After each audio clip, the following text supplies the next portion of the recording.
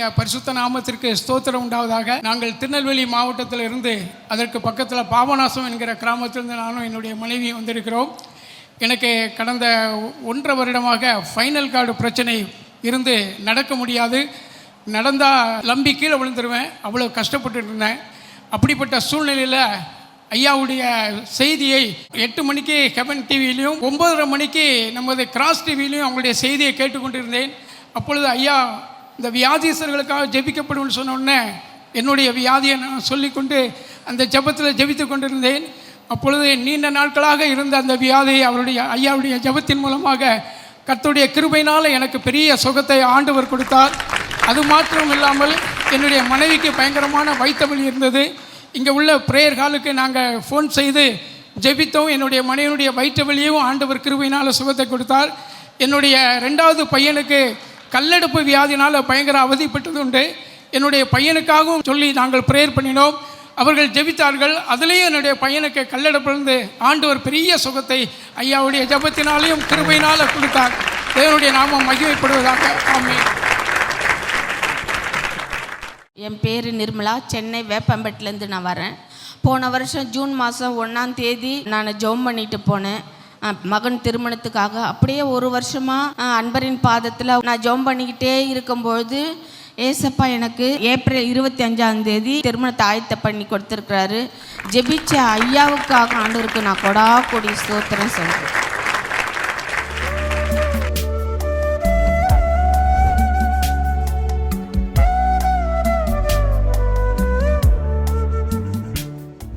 கிறிஸ்துவுக்குள் மிகவும் பிரியமான எனதருமை சகோதர சகோதரிகளே, நம்மை சிருஷ்டித்தவரும் நம்மை உண்டாக்கினவரும் நம்மை ஒருபோதும் மறந்து போகாதவருமாகிய இயேசு கிறிஸ்துவின் இணையற்ற நாமத்தினாலே உங்கள் எல்லாரையும் வாழ்த்தி ஆசீர்வதிக்கிறேன். அல்லேலூயா. இந்த நாளிலும் ஆண்டவருடைய பாதப்படியில் அமர்ந்து, ஆண்டவரே, என் பிள்ளைகளுக்கு என்ன வார்த்தை சொல்லி ஆசீர்வதிக்க நீர் விரும்புகிறீர்? இன்றைய தினத்தின் என் பிள்ளைகளுடைய மங்கள வார்த்தை என்ன? தேவ சமூகத்திலே நான் ஜெபத்திலே தரித்திருந்த பொழுது கர்த்தருடைய ஆவியானவர் நமக்கு கொடுத்த வார்த்தை சங்கீதம் 104, 27, 28 ஆகிய வசனங்கள். ஏற்ற வேளையில் ஆகாரத்தை தருவீர் என்று அவைகள் எல்லாம் உம்மை நோக்கி காத்திருக்கும். நீர் கொடுக்க அவைகள் வாங்கிக் கொள்ளும். நீர் உம்முடைய கையை திறக்க அவைகள் நன்மையினால் திருப்தியாகும். ஏற்ற காலத்திலே ஆகாரத்தை தருவார் என்று இந்த உலகத்தில் உள்ள ஜீவராசிகள் எல்லாம் ஆண்டவரை நோக்கி காத்திருக்குமாம். அவர் கொடுக்க நாம் பெற்றுக்கொள்கிறோம். அவர் தன்னுடைய கரத்தை திறக்க நாம் நன்மையினால் திருப்தியாகிறோம். முதலாவது ஆண்டவர் ஞானத்தை கேட்டு பெற்றுக்கொள்ளுங்கன்னு சொல்கிறாரு. அந்த ஞானத்தை நீங்கள் கேட்டிங்கன்னா நீங்கள் கேளாத ஐஸ்வர்யங்களும் செல்வங்களும் கூடவே உங்களுக்கு கொடுக்கப்படும். 2வது தேவனுடைய சகாயத்தை நீங்கள் கேட்டு பெற்றுக்கொள்ளணுமா? தேவனுடைய உதவி. நம்ம அங்கு இங்கும் ஆண்டவரிடத்தில் உதவி கேட்காம அங்கு இங்கும் போய் உதவி கேட்டு அதன் நிமித்தம் அவமானப்பட்ட நிலைமையிலையும் தோல்வி அடைந்த நிலைமையில இருக்கிறோம். இன்றைக்கி ஆண்டவர் சொல்கிறாரு, எப்போவுமே ஒரு பிரச்சனைக்குரிய காரியம்னு வந்துச்சுன்னா அதுக்கு உதவி கேட்டு ஆண்டவரிடத்தில் போகணுமா? சகாயம் தேடி ஆண்டவரிடத்தில் கேட்கும் பொழுது கர்த்தர் உனக்கு சகாயம் செய்வார். வாசிக்கலாம் 2 நாளாகமத்தின் புஸ்தகம் 20ஆம் அதிகாரம் 3, 4 ஆகிய வசனங்கள் வாசிப்போமா? அப்பொழுது யோசபாத் பயந்து கர்த்தரை தேடுகிறதற்கு ஒருமுகப்பட்டு யூதாவெங்கும் உபவாசத்தை கூறுவித்தான். அப்படியே யூதா ஜனங்கள் கர்த்தரிடத்தில் சகாயம் தேட கூடினார்கள். யூதாவில் உள்ள எல்லா பட்டணங்களிலிருந்து அவர்கள் கர்த்தரை தேட வந்தார்கள். நாம் கர்த்தரை தேடி வந்திருக்கிறோம். இன்னைக்கு ஆண்டவரிடத்தில் உதவி வாங்காம நீங்க போகக்கூடாது. ஹல்லேலூயா. அன்றைக்கு யோசபாத்து தன்னுடைய யூத ஜனங்கள், மனைவிமார்கள், புருஷன்மார்கள், பிள்ளைகள் எல்லாரும் சேர்ந்து ஆலயத்திலே கூடினார்கள். எதுக்கு அவங்க கூடினாங்க தெரியுமா? அவர்களுக்கு விரோதமாக மும்முனை தாக்குதல். சேயீர் மலை தேசத்தார், மோவாபியர்கள், அம்மோன் புத்திரர், இவங்க 3 குரூப்பும் ஒரே நேரத்தில் ஒன்றா சேர்ந்து ஒரே யூத ஜனத்தை அழிக்க 3 இனத்தார் சேர்ந்து மும்முனை தாக்குதல் நடத்தும்படி வந்து நிற்கிறாங்க. அப்போ தான் இவங்க செய்வது என்னவென்று தெரியாமல் தடுமாறி போன நிலைமையில் யோசபாத் ராஜா என்ன பண்ணார்? இந்த யூதா கோத்திரத்தில் உள்ள எல்லா ஜனங்களையும் உபவாசத்தோட மனைவி பிள்ளைங்க எல்லாரும் சர்ச்சுக்கு வாங்கன்னு சொல்லி எல்லாரையும் கூப்பிட்டார். அதன் பிறகு ஆண்டவர் சொன்னார், யுத்தம் உங்களுடையதல்ல என்னுடையது. இதை சொல்றதுக்கு தான் உங்களை கூப்பிட்டேன். அல்லேலூயா. இன்றைக்கு ஆண்டவர் உங்க எல்லாரையும் பார்த்து சொல்றாரு, எங்கெல்லாம் யுத்தம் பண்ணிட்டு இருக்கிறீங்களோ அந்த யுத்தம் எல்லாம் உங்களுடையதல்ல, நீங்க யுத்தம் பண்ண வேண்டியதல்ல, யுத்தம் என்னுடையது. அதை சொல்றதுக்கு தான் உங்களை கூட்டிட்டு வந்திருக்கிறேன். ஹல்லேலூயா. மாமியார் வீட்டில் இனி நீங்க யுத்தம் பண்ண வேண்டாம். கல்லூரிக்கு போகிற இடத்துல யார்கிட்டையும் யுத்தம் பண்ண வேண்டாம். வேலைக்கு போகிற இடத்துல யுத்தம் பண்ண வேண்டாம். ஏதோ ஒரு கோலியாத்து உங்களுக்கு எதிராய் நிற்கலாம். இன்றைக்கு அந்த கோலியாத்துகளை எல்லாம் அழிக்கிற ஆண்டவர் உங்கள் மத்தியில் எழுந்தருளி வந்திருக்கிறார். அவன் ஈட்டியோடும் பட்டயத்தோடும் உனக்கு விரோதமாக எதிர்ந்து வந்திருக்கலாம். சில தகவல்களை அவன் கையில் வைத்திருக்கலாம். சில ப்ரூஃபை கையில் வச்சுட்டு அந்த ப்ரூஃபை வச்சு உன்னை மிரட்டிட்டு இருக்கலாம்.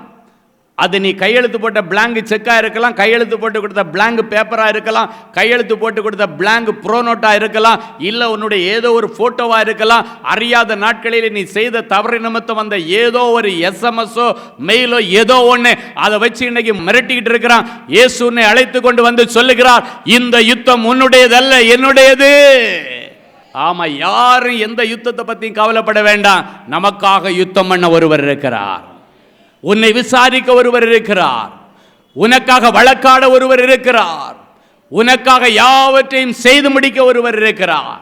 இன்னைக்கு அந்த பிரச்சனைக்குரிய வழக்குகள், பிரச்சனைக்குரிய காரியங்கள் எல்லாவற்றையும் ஆண்டவரிடத்தில் ஒப்பு கொடுத்து அவர் மேல நம்பிக்கையா போங்க. அவரே காரியங்களை வாய்க்க செய்வார். ஹல்லேலூயா. அன்னைக்கு ஆண்டவர் சொன்ன வார்த்தையை கேட்டுட்டு அங்க சர்ச்சில் இருந்து எல்லாரும் கூடி போனாங்க. கடைசி அவர்களுக்கு விரோதமாக எதிர்த்து நிற்கும் பொழுது ஆண்டவர் சொன்ன ஆலோசனையின்படியாக கொயர் குரூப்பை முன்னால் அனுப்பினாங்க. அப்படின்னா துதி சேனை முன்னால போச்சு. இவங்க பாடி துதிக்க ஆரம்பிச்ச உடனே அவர்கள் ஒருவருக்கொருவர் தங்களுக்குள்ளே வெட்டுண்டு மடிந்து போனார்கள். இவங்க போய் யுத்தம் பண்ணல, அவர்கள் தங்களுக்குள்ளால் அவங்க 3 பேரும் ஒன்னா சேர்ந்து வந்தாங்க. இன்னைக்கு உனக்கு விரோதமாக கூட்டு சதி பண்ணினவர்கள், உனக்கு விரோதமாக குடும்பமா உட்கார்ந்து ரூம் போட்டு யோசித்து பிரச்சனையை இழுத்து கொண்டவர்கள், உனக்கு விரோதமாக ஒன்னா உட்கார்ந்து பார்க்கல உட்கார்ந்து பல மணி நேரம் திட்டம் போட்டவர்கள், உனக்கு விரோதமாக ஒரு வக்கீலுக்கு பக்கத்தில் இருந்து பல மணி நேரம் திட்டம் போட்டவர்கள், அத்தனை பேரும் இனி அவர்களுக்குள்ளே வெட்டுண்டு போவார்கள். நீ என்ன பண்ணனா, இங்க இது போகும் பொழுது நீ துதிச்சுக்கிட்டே போனோம். நீ துதிக்க ஆரம்பிச்ச உடனே அங்க யுத்தம் முடிஞ்சு போயிடும். ஆண்டவர் யுத்தம் பண்ண ஆரம்பிப்பார்.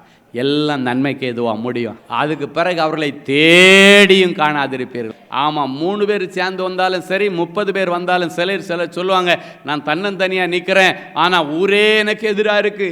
நான் தன்னந்தனியாக நிற்கிறேன், முழு குடும்பமே எனக்கு எதிராக இருக்கு. முழு குடும்பம் உனக்கு எதிராக இருப்பது பெரிய காரியம் அல்ல. ஆண்டவர் உனக்கு சாதகமாக இருக்கிறார். அன்றைக்கு அந்த யோசபாத்துக்கும் அவனுடைய ஜனங்களுக்கும் ஆண்டவர் சாதகமாக இருந்தார். எனவே அவர்கள் ஜெயித்தார்கள். மும்முனை தாக்குதல் கொடுக்க வந்தவர்கள் அத்தனை பேரையும் ஆண்டவர் அந்த இடத்துல அதமாக்கி போட்டார். அவருடைய திட்டங்கள் அபத்தமாக்கப்பட்டது. ஆமா, இன்னைக்கு யார் யார் உங்களுக்கு விரோதமாக என்ன திட்டம் போட்டு என்ன செய்துட்டு இருந்தாலும் நீங்க ஒன்றும் கவலைப்பட வேண்டியதில்லை. கர்த்தர் உனக்காக வழக்காடுவார். ஒரே வார்த்தை சொன்ன போதும், ஆண்டவரே இந்த விஷயத்தில் நீங்க தலையிடுங்க. நீங்கள் தலையிட்டால் இதுக்கு ஒரு முடிவு காலம் வரும். ஹல்லேலூயா. கடந்த நாட்களில் இப்படி தான் ஒரு வாலிப தம்பி, நல்ல வசதியான வீட்டு பையன், அவனை மடக்கி போடுறதுக்காக வேண்டி ஒரு வாலிப பெண்ணை அவங்க குடும்பத்தாரே அவளுக்கு ஆலோசனை கொடுத்து, பணக்கார வீட்டு பையன் இவனை எப்படியாவது மடக்கி போட்டுற லவ்ன்ற பேரில் அவனை பிடிச்சி போட்டுக்கிட்டேன்னா உன் லைஃப் செட்டில் ஆகிடுன்னு சொல்லி அவனை மயக்கி என்னெல்லாமோ பண்ணி எடுத்து எல்லாம் பண்ணாங்க. அது நிமித்தம் இவனும் ஞானம் இல்லாமல் அந்த காரியத்தில் சிக்கி கொண்டான். அதன் பிறகு தான் தெரியுது, நிறைய அவங்க ஒரு குரூப்பாக சேர்ந்து தான் இந்த காரியங்களை செய்திருக்காங்கன்றதை பின்னால் தான் இவனுக்கு தெரிய வந்தது. அதுக்கு பிறகு அதிலிருந்து எப்படியாவது வெளியே வரணும்னு சொல்லி அவன் முயற்சிக்கும் பொழுது அநேகர் கூடி அவனை மிரட்டி கட்டாய தாலி கட்டி ஆகணும்னு சொல்லிட்டு பயங்கரமான மிரட்டலுக்கு நேராக அவனை கூட்டுட்டு ரெஜிஸ்டர் ஆஃபீஸுக்கு போயிட்டு இருக்கிறாங்க. கடைசி நேரத்தில் ஃபோன் பண்ணி என்னுடைய மனைவி இடத்துல சொல்லி, இது மாதிரி ஒரு பிரச்சனையில் நான் சிக்கியிருக்கிறேன் ஆண்டி, எனக்கு எப்படியாவது அவங்கள்ட்ட ஒரு நிமிஷம் எனக்கு பேசணும் அப்படின்னு சொல்லிட்டு அந்த தம்பி கேட்டோடனே, இன்னும் கொஞ்சம் ஒரு 10 நிமிஷம் கழிச்சுன்னா என்னை மிரட்டி கொண்டு போய் ரெஜிஸ்டர் ஆஃபீஸில் கையெழுத்து வாங்கி எங்கள் 2 பேருக்கும் மேரேஜ் ஆன மாதிரி ரெஜிஸ்டர் பண்ணிவிடுவாங்க. நான் ரொம்ப இக்கட்டான நிலைமையில் இருக்கிறேன், அதனால் நீங்கள் உடனடியாக அங்கே எனக்கு எப்படியாவது இந்த லைனில் பேச சொல்லுங்கள் அப்படின்னு சொல்லிவிட்டு அந்த தம்பி சொன்னான். அது எங்கே வச்சு சொல்கிறான்னா, கோர்ட்டு பக்கத்தில் போயாச்சு. போயிட்டுருக்கிற வழியில் மெல்ல அவங்க முதல்ல எஸ்எம்எஸ் அடிச்சிருக்கிறான், அதுக்கப்புறம் மெல்ல பேசுகிறான். அந்த சூழ்நிலையில் தான் அந்த என்னுடைய மனைவி என்னிடத்தில் சொன்னாங்க, இப்படி ஒரு இக்கட்டான நிலைமையில் இந்த தம்பி இருக்கிறான், அவனுக்கு கொஞ்சம் நீங்கள் பேசணும் அப்படின்னா. அவனுக்கு ஃபோன் பண்ணேன், அவனால் சரியாக பேச முடியலை. நான் சொன்னேன், தம்பி எல்லாம் நான் கேள்விப்பட்டேன், ஒரே ஒரு சின்ன காரியம்தான், ஒரே வார்த்தை, ஆண்டவரே இந்த விஷயத்தில் நீங்கள் தலையிடுங்கன்னு ஒரே வார்த்தை சொல்ல. ஆண்டவர் தலையிட்டா அடுத்த நிமிஷத்தில் எல்லாம் அபத்தமாக்கப்படும். ஹல்லேலூயா. ஆண்டவர் தலையிட்டா எல்லாமே உனக்கு சாதகமாக முடியும். என் அன்பு சகோதரனை சகோதரி, அந்த நேரத்தில் பாருங்கள் ஆண்டவர் எப்படி யுத்தம் பண்ணுறாரு பாருங்கள். இவங்க ஏற்கனவே பணம் எல்லாம் கொடுத்து ரெஜிஸ்டர் ஆஃபீஸில் எல்லாம் செட் பண்ணி வச்சுருக்கிறாங்க.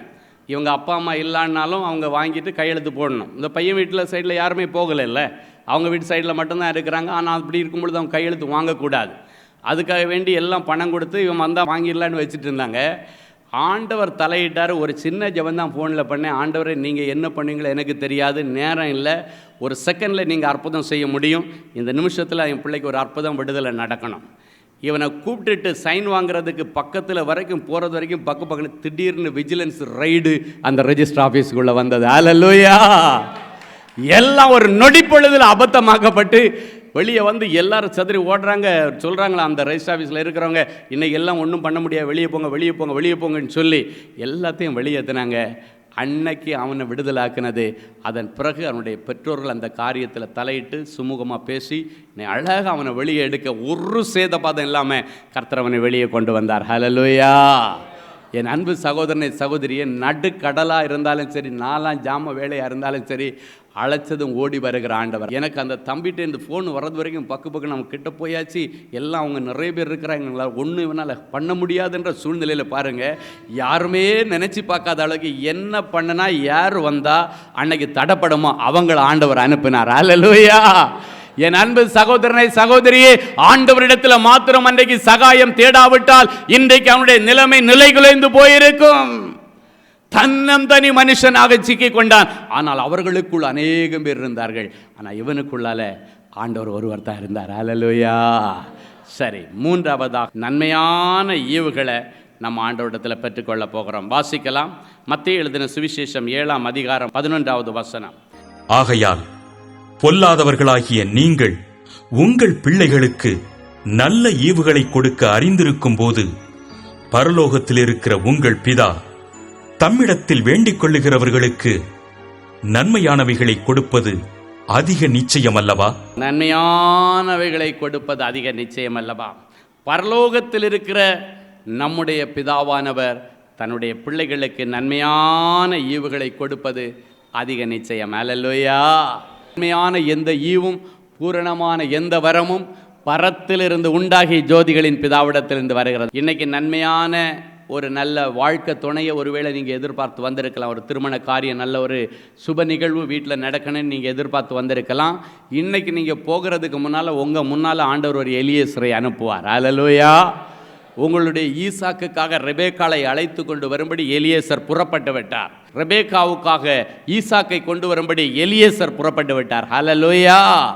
இன்னைக்கு நல்ல காரியங்கள் உங்க குடும்பத்தில் நடக்க போகுது. மகிமையான நல் விசேஷங்கள் உன் குடும்பத்தில் இனி பேசப்படும்.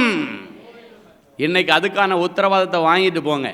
37 வயசாச்சு, 35 வயசாச்சு, இன்னும் கல்யாணம் ஆகலைன்றவங்க, ஆண்டவரே எனக்குன்னு நீங்கள் நியமிச்சிருக்கிற மணமகனுடைய பேரை போட்டு பத்திரிக்கை அடித்து என் கையில் கொடுத்தா தான் நான் இந்த இடத்த விட்டு காலி பண்ணேன். விசுவாச கண்களில் உங்கள் கல்யாண பத்திரிகையை ஏசப்பாட்டேன்னு என்ன நீங்கள் வாங்கிட்டு போகிறீங்க. சீக்கிரத்தில் பத்திரிக்கை அடித்து ஏசப்பாவுக்கு கொண்டு வந்து நீங்கள் கொடுக்க போகிறீங்க. ஹல்லேலூயா. நன்மையான ஈவுகள், பூரணமான வரங்கள் பரத்திலிருந்து உண்டாகி, நீங்களா எதையும் உண்டாக்கிறாதீங்க. நீங்களா பிடிச்சிங்கன்னா லைஃப் பாதியில் அழிஞ்சு போயிடும். அதெல்லாம் அங்கேருந்து தான் வரணும். ஜோதிகளின் பிதாவிடத்திலிருந்து எனக்கு ஒரு மணமகனை கொண்டு வாங்க, ஜோதிகளின் பிதாவிடத்திலிருந்து எனக்கு மணமகளை கொண்டு வாங்க. ஆண்டவரிடத்தில் கேளுங்க. ஜோதிகளின் பிதாவிடத்திலிருந்து எனக்கு ஒரு சொந்த வீட்டுக்கான வழியை திறந்து கொடுங்க. ஜோதிகளின் பிதாவிடத்திலிருந்து எனக்கு ஒரு கற்பத்தின் கனி வரட்டும். நன்மையான ஈவுகளை ஆண்டவர் கொடுப்பது நிச்சயம் அல்ல, அதிக நிச்சயம். அப்படின்னா டபுள் கன்ஃபர்மேஷன். அதிக நிச்சயம்னா என்ன அர்த்தம்? Double confirmation. நம்பிக்கையுடைய சிறகுகளை அரணுக்கு திரும்புங்கள், கர்த்தர் இரட்டிப்பான நன்மையை தருவார், இன்றைக்கே தருவார். அந்த இரட்டிப்பான நன்மைக்காக எல்லாரும் ஒரு நிமிடம் எழும்பி நின்று தேவ சமூகத்தில் ஆண்டவரை நோக்கி பார்ப்போம். அன்பான எங்கள் நல்ல ஆண்டவரே, உமக்கு நன்றி செலுத்துகிறோம். இப்பொழுதும் நீர் சொன்னீர், கேளுங்கள் உங்கள் சந்தோஷம் நிறைவாயிருக்கும்படி பெற்றுக்கொள்வீர்கள் என்று சொன்னீரே. இப்பொழுதும் என் பிள்ளைகள் உம்முடைய சமூகத்திலே கண்களை மூடி 2 கரங்களை பரலோகத்திற்கு நேராக விரித்து என்ன காரியங்களை எதிர்பார்த்து உம்மிடத்திலே ஜெபித்து கொண்டிருக்கிறார்களோ அந்த காரியங்களிலே இன்றைக்கு ஒரு அற்புதம் நடக்கட்டும். இதுவே என் பிள்ளைகளுக்கு அற்புதத்தின் நாளாக இருக்கட்டும். எந்தெந்த பிள்ளைகள் கடன் பிரச்சனையில் சிக்கிக்கொண்டு இந்த கடனிலிருந்து என்னை யார் விடுதலையாக்க முடியும் என்று கண்ணீரோடு நிற்கிறார்களோ, அவருடைய கடன்களை அடைப்பதற்காக பரலோகத்தின் பொக்கிஷ சாலை என் பிள்ளைகளுக்கு நேராக திறக்கப்படட்டும். பிள்ளைகளை படிக்க வைத்த கடன் இருக்கிறது, பிள்ளைகளுக்கு திருமணம் செய்து வைத்த கடன் இருக்கிறது, வீடு கட்டின கடன் இருக்கிறது, கடனை அடைக்க கடன் வாங்கினேனே அந்த கடன் இருக்கிறது, எல்லா இடங்களிலும் சுற்றி கடன் வாங்கி வைத்திருக்கிறேனே என்று அழுது கொண்டிருக்கிற சில பிள்ளைகள் சமூகத்தில் வந்திருக்கிறார்கள். இன்றைக்கு அவர்களுக்கு நீர் கொடுக்க என் பிள்ளைகள் ஐஸ்வர்யத்தை பெற்றுக்கொள்ளட்டும். நீர் உம்முடைய கரத்தை திறக்க அவர்கள் நன்மையினால் திருப்தி ஆவார்களாக. அவர்களுக்கு அவற்றை அடைப்பதற்கான நல்ல நிவர்த்தியை தாரும். பணங்களையும் கடன்களையும் அடைப்பதற்கு தேவையான நல்ல வருமானத்தை தாரும். அவருடைய தொழிலிலே காணப்படுகிற மந்தமான நிலைமை இன்றைக்கு மறைந்து போகட்டும். தொழிலிலே என் பிள்ளைகளுக்கு நல்ல அறுவடை உண்டாகட்டும். சம்பளம் கிடைக்காத பிள்ளைகளுடைய போஸ்டர் சாங்ஷன் பண்ணி என் பிள்ளைகளுக்கு சம்பளத்திற்கான வாசலை திறந்து தருவீராக. அரசாங்க உத்தியோகத்தில் இருந்தும் இன்னும் எனக்கு பணம் அரசாங்கத்தில் வாங்க முடியவில்லையே, என்னுடைய போஸ்ட் சாங்ஷன் ஆகவில்லையே, பிரச்சனையில் இருக்கிறது, கேஸில் இருக்கிறது, அரசாங்கத்திலிருந்து எனக்கு வர வேண்டிய பணங்கள் ஒன்றும் வரவில்லையே என்று யாரெல்லாம் கண்ணீரோடு வந்திருக்கிறார்களோ அத்தனை பேருடைய கண்ணீரின் ஜெபத்தை கேட்டு இப்பொழுது நீர் கொடுக்க என் பிள்ளைகள் அதை விசுவாச கண்களிலே வாங்கிக் கொள்வார்களாக. கையெழுத்து போட வேண்டியவர்களுடைய கரத்தை பிரித்து ஆண்டவர் கையெழுத்து போட வைப்பீராக. அதற்காக தனி தேவதூதர்களை ஆண்டவர் இன்றைக்கு என் பிள்ளைகளுக்காக நியமிக்கிறதற்காக உமக்கு நன்றி. நீர் அப்படி செய்கிற கிருபைக்காக உமக்கு நன்றி, உமக்கு நன்றி.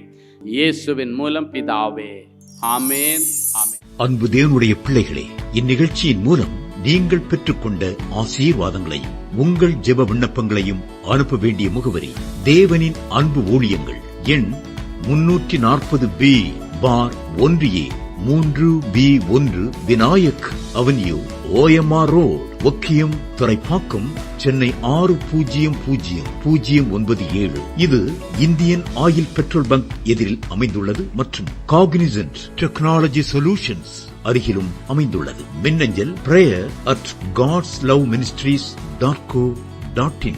எங்களது இணையதளம் www.godsloveministries.co.in. மேலும் 24 மணி நேர ஜெப உதவிக்கு 04454479999 மற்றும் 9941950999 என்ற எண்களுக்கு தொடர்பு கொள்ளுங்கள். கர்த்தர் தாமே உங்களை ஆசீர்வதிப்பாராக.